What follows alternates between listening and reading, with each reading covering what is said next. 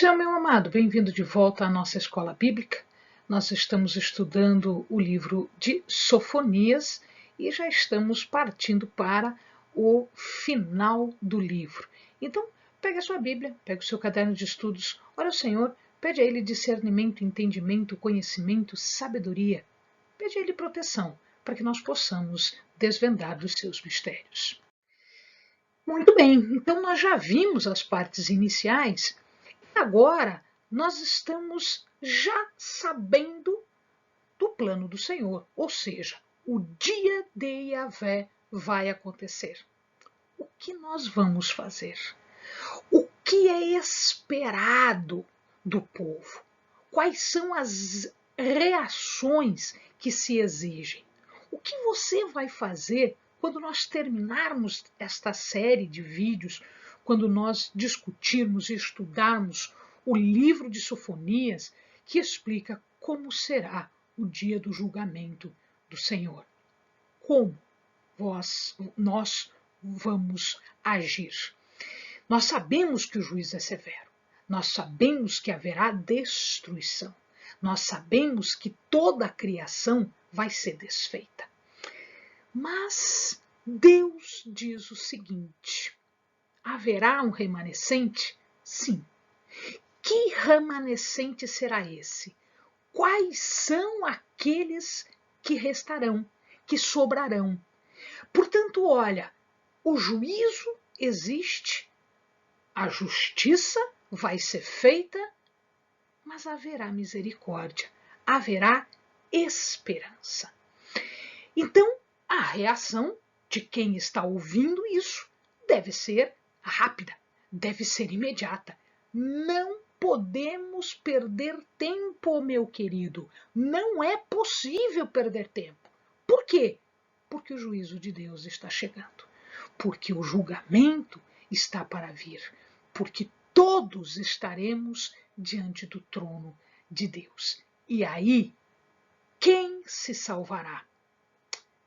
Na verdade, aquele que se salvar é aquele que foi alvo da misericórdia de Deus. Sofonias chama estas pessoas de humildes. O ser humilde, o humilhar-se, ele vem de uma expressão que está ligada às coisas da terra, humus, terra.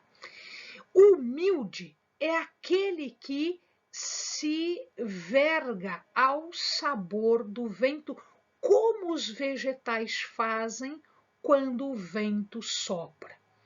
Então, neste sentido, ao soprar o vento, o humilde, ele se dobra, ele se verga, ele se humilha na direção que o vento lhe mostra. Isto significa dizer que ele está em concordância com o que está vindo. Estes reconhecem que são desamparados. Estes reconhecem que devem buscar a Deus. Estes reconhecem que por si só eles não conseguem sobreviver, que por si só eles não conseguem vencer o pecado, que por si só eles não conseguem absolutamente nada. Eles precisam de Deus. Eles têm necessidade de Deus. Esse humilde, ele deve buscar a Deus, buscar a misericórdia de Deus, porque pelas suas próprias forças, no tribunal de Deus, ele será condenado. Ele deve viver com retidão, ele deve viver com justiça. Estar reto quer dizer estar em conformidade com as regras que são colocadas por Deus. Ser justo quer dizer que ele está posto numa posição em conformidade com Deus. Entretanto, meu querido, lembrem-se, nós já tivemos a oportunidade de explicar isso em outros vídeos. Eu, por mim, não consigo ser reta. Eu, por mim, não consigo ser justa. Eu preciso de auxílio. Eu preciso de Deus.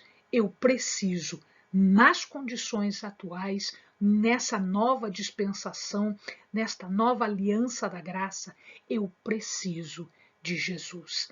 Eu preciso do Espírito Santo. Eu preciso viver em observância com a retidão e a justiça que Cristo veio trazer para mim, por amor, por misericórdia e em graça.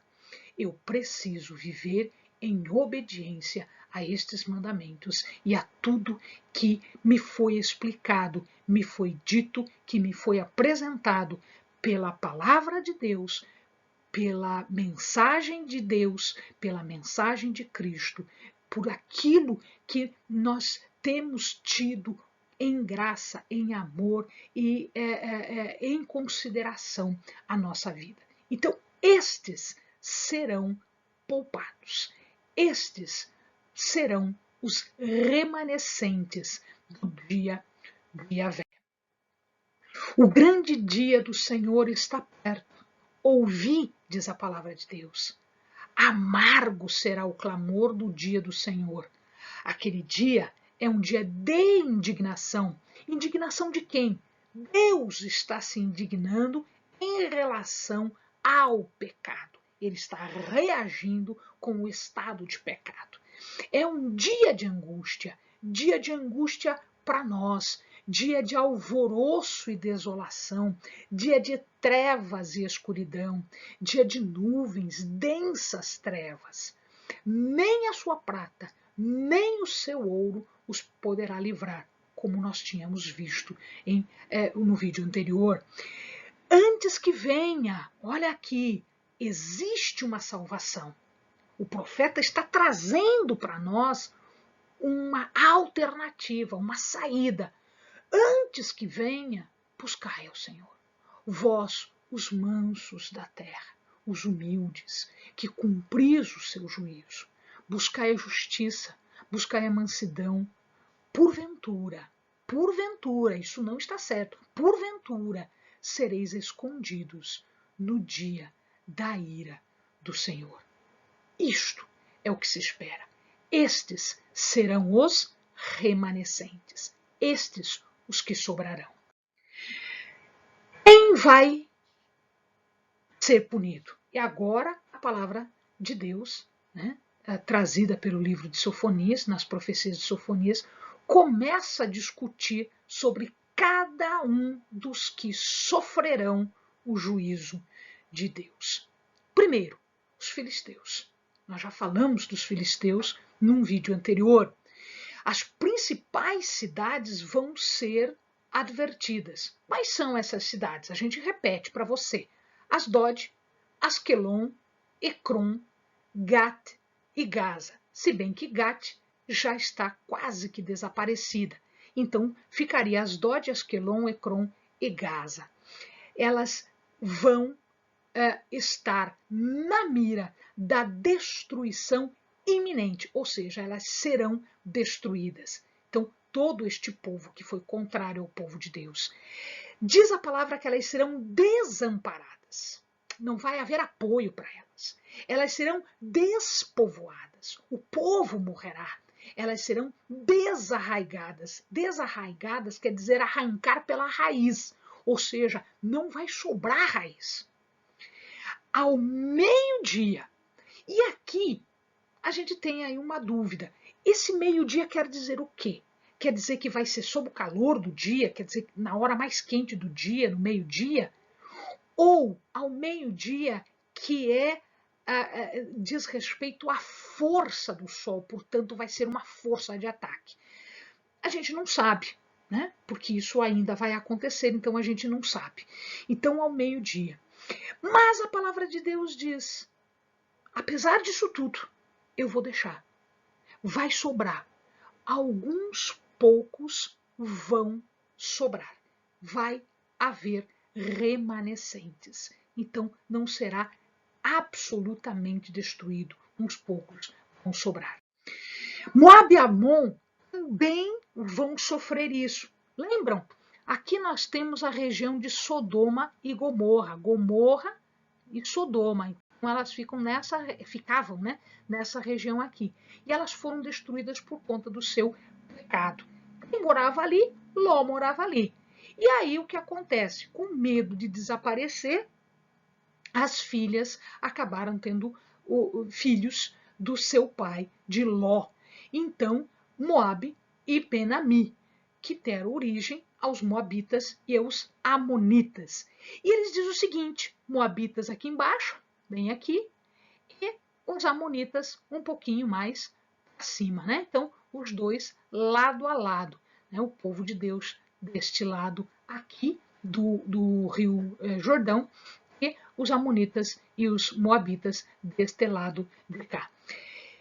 Por que eles serão punidos? Eles não eram aparentados? Eram, mas mesmo sendo aparentados, eles não pouparam xingão, ataque verbal. Eles falavam mal do povo de Deus. Eles escarneciam do povo de Deus. Eles blasfemavam. Eles usavam de palavras injuriosas. Veja, às vezes, quando você faz isso para alguém, você não está atingindo só aquele alguém, mas a Deus, que é Deus destas pessoas.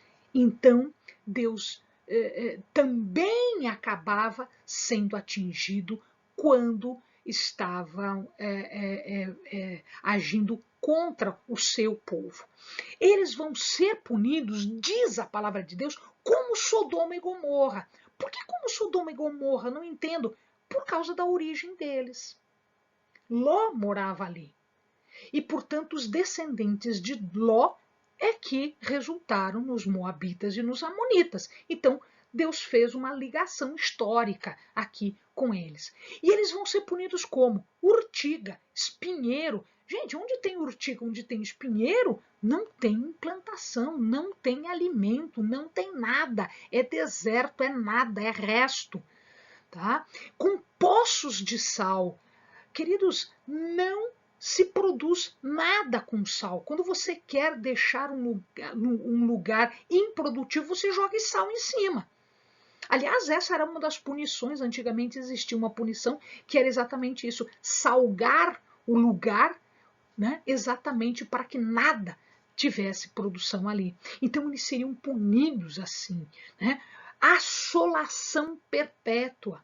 E tantas as vezes que os moabitas e os amonitas atacaram o povo de Deus, agora Deus diz o seguinte: haverá saque. Os israelitas, o povo de Deus, é que vai saquear os moabitas e os amonitas.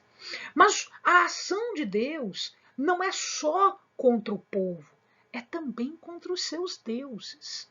A gente falou na aula anterior, nós falamos a respeito desses deuses e, portanto, eles também serão destruídos e absolutamente desaparecerão. Um outro povo que será alvo do juízo de Deus vão ser os cuxitas. E aqui, na verdade, a gente não tem muita certeza se são os cuxitas propriamente dito, ou se porque naquela época eram os cuxitas que dominavam o Egito. De qualquer maneira, tanto o Egito quanto os cuxitas, eles foram dominados pelos assírios e depois pelos babilônios. Né? Então, de qualquer maneira, sendo os cuxitas especificamente, ou nós estamos falando dos egípcios, de qualquer jeito, aquele povo todo vai ser atingido. Então, é uma referência ao Egito ou é uma referência a Cuxi que dominou o Egito? Porque foi nessa época que eles dominaram.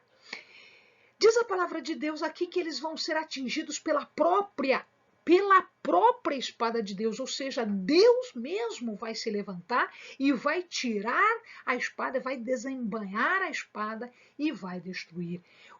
O que ele está dizendo aqui? Ele está dizendo que quando se saca da espada, quando se desembainha a espada, nós estamos falando de morte, nós estamos falando de uma destruição militar. E isso efetivamente poderia ter acontecido lá entre os assírios e os babilônios, quando eles dominaram, como é uma referência do que ainda vai acontecer nos mesmos moldes que aconteceu lá atrás. Como Sodoma e Gomorra, então a gente tem uma referência histórica aqui para o dia de Yahvé.